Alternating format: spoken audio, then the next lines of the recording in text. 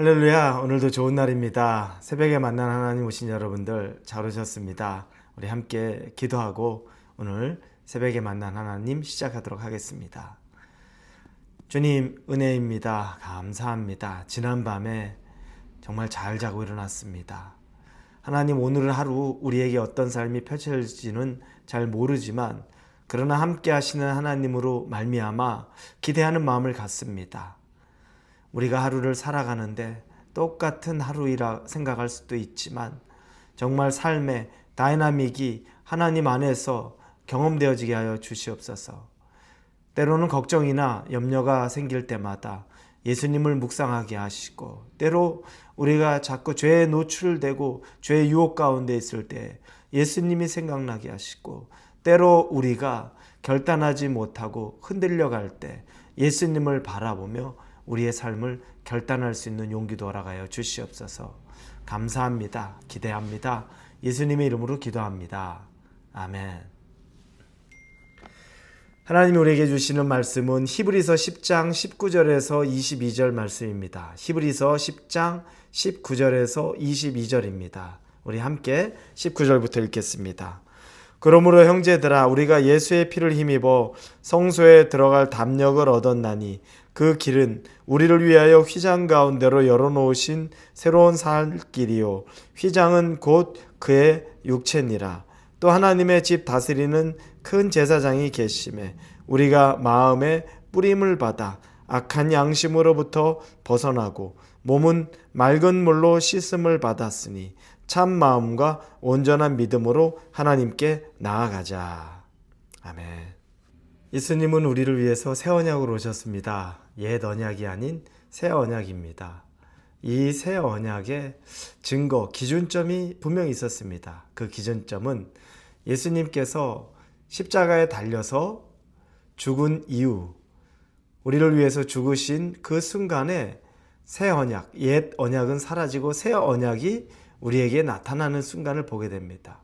그 하나의 기준점, 증거는 회막의 휘장이 위에서부터 아래로 찢어진 사건입니다.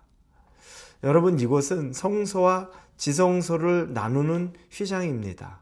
지성소에는 대제사장만이 1년에 한 번 들어갈 수 있는 것입니다.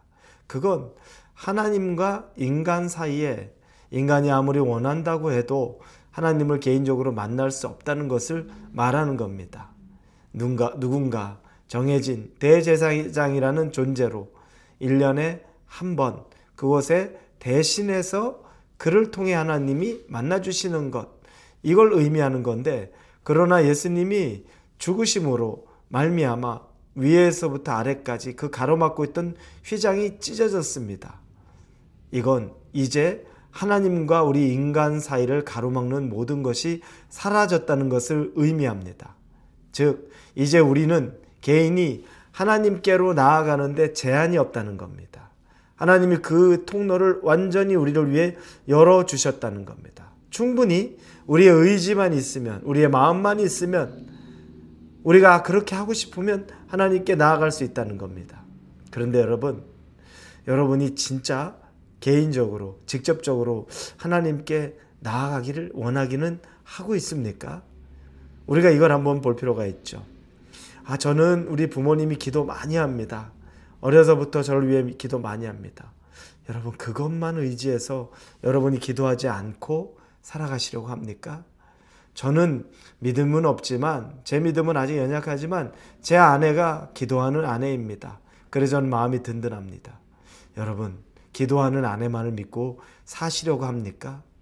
저는 아직까지 그렇게 좀 믿음이 깊지 않은데 우리 목자, 또 우리 순장, 또 우리 목사, 이런 분들이 저를 위해 기도 많이 해주십니다.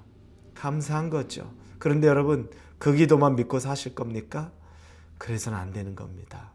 우리는 개인적으로 우리가 만나고 경험할 수 있는 그 기회가 하나님을 통해서 주어졌는데 왜 그걸 포기하려고 합니까? 내가 직접 만나려고 하는데, 급한 일 있으면 아주 기도 많이 해서 하나님의 음성 잘 듣는다는 아주 용한 권사님, 용한 전도사, 용한 목사 찾아가서 앞으로 자기 어떻게 될지 기도해 달라고 머리를 막 내밀입니다. 내밀고 있습니다. 응답해 달라고. 뭔가 하나님이 뭐라 그러시던가요? 무슨 점쟁이 여기듯이. 여러분, 하나님은 그렇게 할 이유가 없습니다. 여러분이 개인적으로 찾아오는 길을 열어주셨습니다. 그런데 왜 자꾸 남에게 찾아가서 다른 사람이 해주는 말에 좌지우지되고 그 사람의 어떤 신령한 것이라는 이유로 그 사람의 의견을 다 듣고 그게 하나님의 음성의 전부인 것처럼 생각하고 여러분이 하나님과 직접 소통할 수 있는 그 기회를 포기해버립니까? 옳지 않습니다. 왜 그 귀한 기회를 그냥 포기합니까? 그 기회는 예수님이 죽으심으로 핏값으로 얻은 것입니다. 공짜가 아닙니다. 우리는 은혜요, 은혜요라고 말하니까 내가 값을 지불하지 않은 은혜를 받았다고 하니까 그게 아예 값어치가 없는 거라고 착각을 합니다. 그 값은 하나님이 지불한 겁니다. 하나님은 당신의 독생자를 지불했습니다. 분명히 피눈물 나는 일을 하나님의 입장에선 경험한 겁니다. 단지 내가 지불을 안 했다는 것뿐이죠. 예수 그리스도의 그 값이라는 건 어마어마한 겁니다. 그런데 그걸 공짜로 그냥 우리에게 은혜로 줬다고 해서 너무 쉽게 여깁니다. 그렇지 않습니다. 핏값이라는 게 있습니다. 우리가 일제 침략을 당해서 36년간 지배하에 있었을 때, 그러나 나중에 그것들에서 해방되었을 때 독립투쟁하던 사람들이 있고 그 안에서 희생했던 사람의 핏값이 있었습니다. 선교지에 가보면 선교사님들이 거기서 핏값으로 이 대한민국에 대동강에 들어와서 복음을 전하다가 도착한 첫날에 순교한 그런 분들도 있습니다. 여러분, 그건 아무 값을 지불하지 않은 것이 아닙니다. 핏값을 지불했다고 말합니다. 우리와의 하나님과의 관계가 막힌 건 예수님께서 값을 지불하신 겁니다. 하나님이 값을 지불하신 겁니다. 그럼 그 길을 살아야 됩니다. 그럼 변화가 있습니다. 이걸 새로운 살 길이라고 말합니다. 오늘 본문의 20절에 보면 그 길은 우리를 위하여 휘장 가운데로 열어놓으신 새로운 살 길이요 휘장은 곧 그의 육체니라. 예수님이 우리를 통해 새로운 살 길을 주신 겁니다. 그 길을 가는 겁니다. 그 통로를 우리가 지나가는 겁니다. 이 기회를 놓쳐서는 안 됩니다. 여러분, 기도해야죠.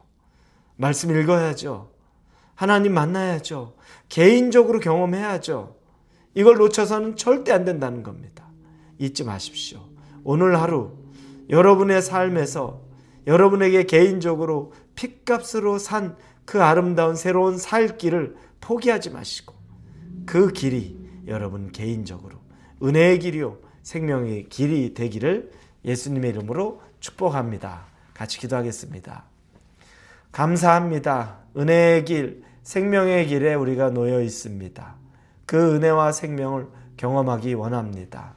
개인적으로 만나기 원합니다. 기도하려고 합니다. 말씀 읽으려고 합니다. 그 시간마다 넘치는 은혜가 되게 하여 주옵소서. 예수님의 이름으로 기도합니다. 아멘.